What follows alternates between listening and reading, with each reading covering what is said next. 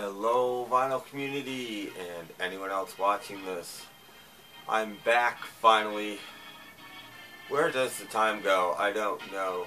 Anyway, I'm back to do, hopefully in the next few days, a bunch of videos for your enjoyment. Why not?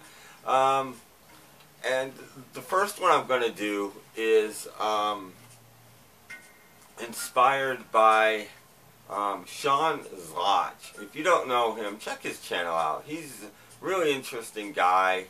And he did an Essential Christmas Albums video. And then a few people have followed suit. Jeff Party, Bickle Brad, although I haven't seen his yet. Sorry, Bickle Brad. Matthew Street has done one. So check those out. And I promised I would do one, but I'm not going to do an Essential Christmas listening video. In fact, I'm going to do a completely non-essential Christmas video. These are Christmas albums that if you own them, you should never for any reason put them on your turntable. They are downright terrible. But they're interesting and they're fun. But they are completely non-essential to your Christmas enjoyment. And then I've thrown, there's 10 of these, and then I've thrown a couple more in at the end that are very non-essential, but a little more fun, a little more listenable, and worth having. They're all worth having. Almost any record's worth having. But, so here we go. Hope everybody out there is doing well, having a good holiday so far. It hasn't really started yet, but, and today is the release day, by the way, of the Beatles. Their Christmas recordings in the nice 7:45 set, and mine didn't come. I'm hoping it comes tomorrow. I'm a little disappointed in that. I've been watching videos on it, hoping to do one of my own, but alas, it didn't arrive. A couple other packages arrived, but that was not among them. Anyway, enough bad news. On to the good stuff. Well, on to the stuff. Anyway, so we're going to start off with this one.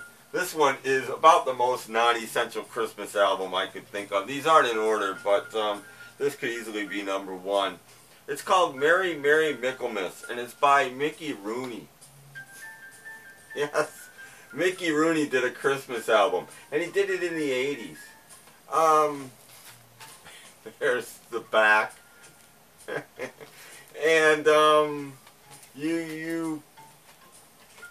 Jingle Bells is the track that I know best from this. It's on whatever label this is. And, under no circumstances, if you own this record, should you ever play it. Next up. A Christmas Story by the Anita Kerr Singers and an orchestra, doesn't matter which one. This is possibly the most bizarre Christmas album I've ever heard. It's about a long-haired hippie who is getting into heaven, and Anita Kerr thinks he shouldn't be there because he's got long hair and blue jeans. And this album was recorded in 1978.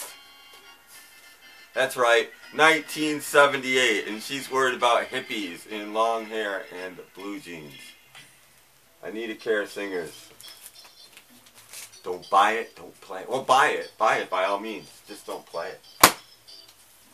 it. Here we go. Senator Everett McKinley Dirksen.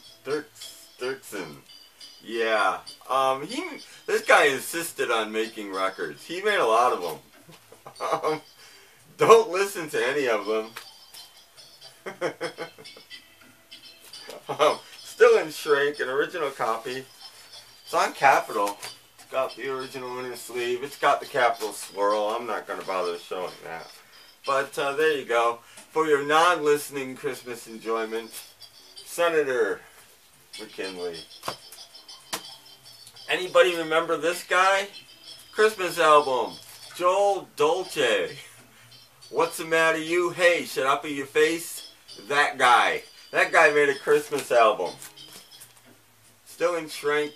Original copy I bought. Got the hype sticker. Probably played it once. Some of it. Under no circumstances should anybody play this. It actually has a song called, I believe, Shut Up Your Face, It's Christmas. I'm not sure. I kind of remember that. There's your track listing. I can't really read it. But under no circumstances should you ruin your holiday with this one. The Christmas Party album by Slade. This is a UK album only. Never came out in America, thank God. It's horrible. I love Slade. But there's a few live tracks and just crap on it. It's recorded in the 80s, after their comeback. And, again, do not ruin your Christmas by playing this album. You will not enjoy it. A Toast to Christmas in the 80s with Gloria Parker and her singing glasses. An 80s album of somebody playing musical glasses. There she is. It looks like the 80s there, doesn't it? Again, I have played a few of these on my podcast, by the way. Do not ruin your Christmas with this album. Still in shrink. It's on her own Gigi Records label. There she is on the label there.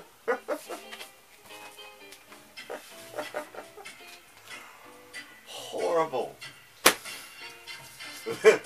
This might be the worst one of the lot. A soap opera Christmas with soap opera stars no one has ever heard of. So there's not really soap opera stars. And this is another 80s album with 80s production. And I bought it hoping it was terrible, and it far exceeded my terrible expectations. I would put this easily in the 10 worst albums I have. Liberace, The Night Before Christmas. His version of Towards the Night Before Christmas is you can picture Liberace narrating it. I mean, you can just picture it. I have played this on my podcast as well. Just terrible. Under no circumstances should you listen to this album. Kay Martin and Her Bodyguards. I Know What You Want for Christmas. This is a reissue. The originals go for a ton of money. And I'm not sure. Kay Martin was in the adult field for sure. I don't know exactly what she did.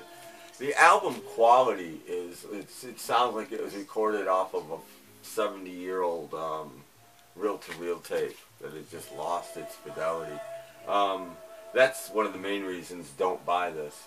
But you can buy it because it's got a great cover. Don't play it though. And all the songs are about the same. They're adult-natured, but they're not, by today's standards, they are as mild as can be. Kay Martin.